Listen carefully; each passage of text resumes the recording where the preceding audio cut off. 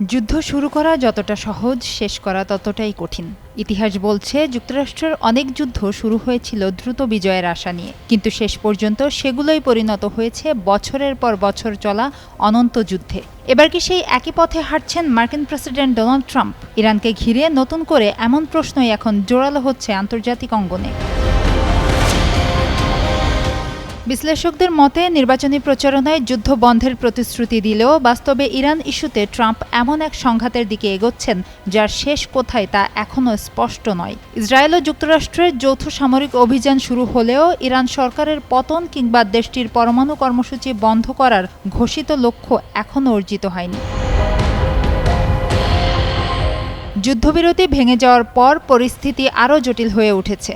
বিশ্বের অন্যতম গুরুত্বপূর্ণ নৌপথ হরমুজ প্রণালী অবরুদ্ধ হওয়ায় বৈশ্বিক জ্বালানি সরবরাহ ও অর্থনীতির উপর নতুন চাপ তৈরি হয়েছে। একই সঙ্গে থমকে গেছে কূটনৈতিক আলোচনার পথও।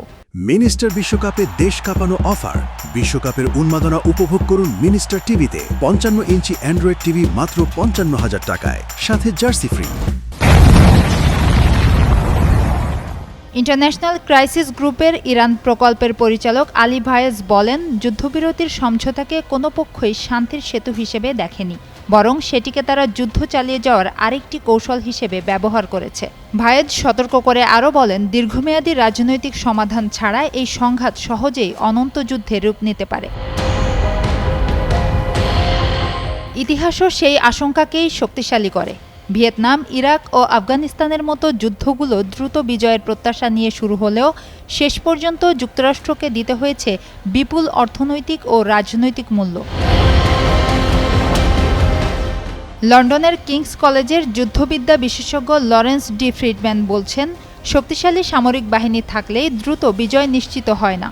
সামরিক সাফল্যকে রাজনৈতিক ও কূটনৈতিক অর্জনে রূপ দিতে না পারলে সবচেয়ে আধুনিক অস্ত্র কাঙ্ক্ষিত ফল এনে দিতে পারে না। এদিকে ইরানের হাতে রয়েছে হরমুজ প্রণালীর মতো কৌশলগত চাপ তৈরির শক্তিশালী হাতিয়ার। ফলে সামরিক শক্তির পাশাপাশি এই মুহূর্তে সবচেয়ে বড় দুশ্চিন্তা, এই যুদ্ধ কি শেষ পর্যন্ত আলোচনার টেবিলে ফিরবে, নাকি যুক্তরাষ্ট্র আবারও জড়িয়ে পড়বে আরেকটি দীর্ঘ, ব্যয়বহুল ও অনিশ্চিত সংঘাতে। সুবর্ণা রহমান, যুগান্তর নিউজ।